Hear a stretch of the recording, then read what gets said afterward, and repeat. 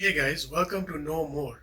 Today we are going to look at a rather controversial topic involving the supposed link between Freemasonry and devil worshipping. Now, to understand both aspects, we need to delve deeper to find out what each of them entail. So let's get into the video. It doesn't work sometimes. Freemasonry or Masonry refer to fraternal organizations that trace origin to guilds of local stonemasons.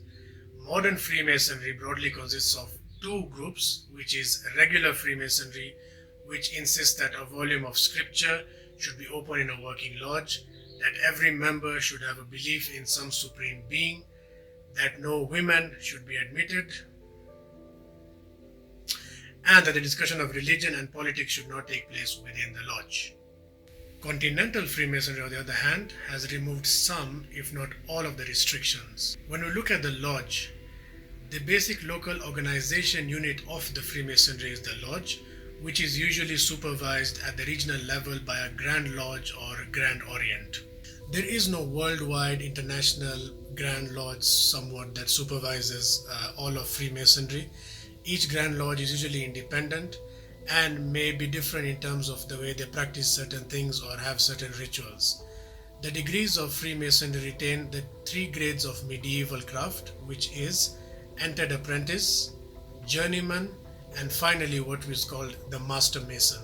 The candidates of these three degrees are progressively taught the meanings of the symbols of Freemasonry and entrusted with certain grips, signs, or secret passwords that often indicate that they have been initiated as Masons. Now then, the question is, why do people go through all this? Is it just to become members of a secret society, have certain handshakes, secret passwords? No. The lodge usually meets regularly and conducts usual formal business, which is initiation of new members, taking of minutes, and often engage in certain social and charitable events. In addition to normal business, the meeting may perform a ceremony to confer a Masonic degree or receive a lecture, which is usually about the history of Masons or Freemasonry, and at the conclusion of the meeting, the lodge usually holds a festive dinner or some sort of celebration to mark the end of the session. When we look at the bulk of Masonic rituals, they often consist of what is called degree ceremonies. Candidates from Freemasonry are progressively initiated into Freemasonry, and in each of these ceremonies, the candidate must first accept the obligations and is then entrusted with some secret knowledge, including passwords, signs, and grips, which is confined to this new rank that they've been initiated into. In order to join the Freemasons, individuals are required to show interest and must be invited by a member. The individual undergoes vetting, after which they are allowed to join the lodge.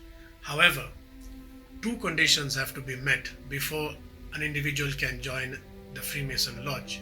One is that they must have a belief in a supreme being, and two, they must be free and of good character.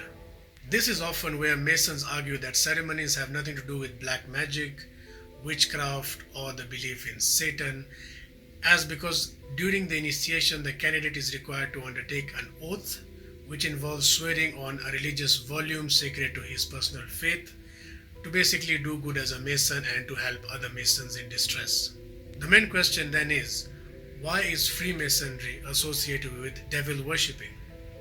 Part of the reason for this is because Freemasonry is a secret society, and more often than not, information about the rituals, symbols, and secret passwords are not shared with non-members. The secrecy of the organization has led many to believe that members engage in some sort of devil worshipping.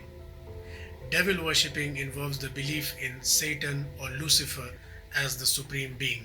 The 20th century saw the appearance of various new religions whose practitioners call themselves Satanists or Luciferians, although their understanding of Satan and Lucifer vary.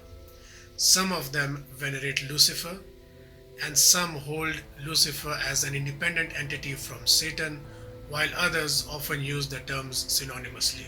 The Roman Catholic Church has been one of the major critics of Freemasonry and has often prohibited its members from becoming Freemasons. In 1974, Cardinal Franjo Sepet prefect of the Congregation of the Doctrine of the Faith, sent a letter that deemed to relax the previous absolute ban on Freemasonry, which caused a massive confusion and led many Catholics to actually becoming Freemasons.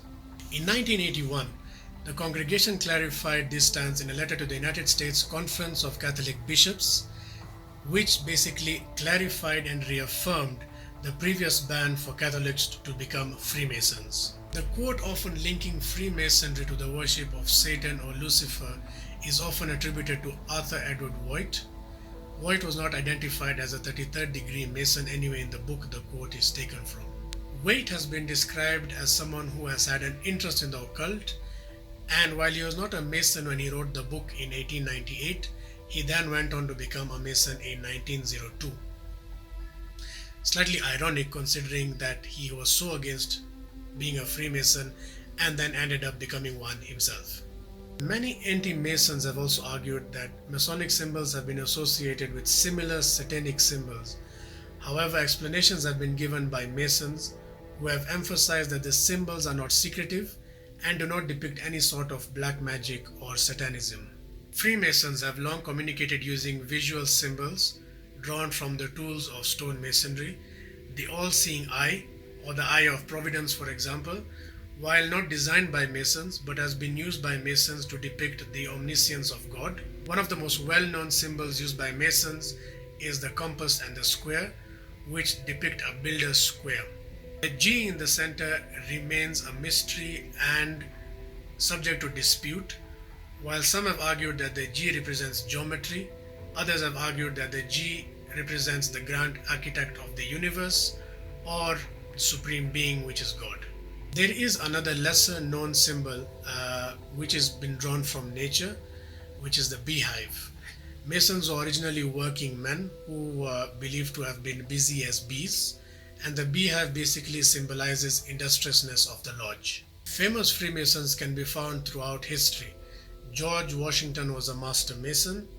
Benjamin Franklin was one of the first founding members of the lodge in America. Franklin Roosevelt and Gerald Ford were also Masons, as was British Prime Minister Winston Churchill. Secret organizations like the Knights Templar, Freemasons, and Skull and Bones have caught the attention of people mostly because of the secrecy involved with specific rituals, secret passwords, and handshakes. It is difficult to say for certain whether these secret societies are linked or not, but such theories will remain a mystery for as long as the societies remain confidential in their practices. What do you think? Is there a link between Freemasonry and devil worshipping? If you think so, leave a comment and let me know what you think. Thank you.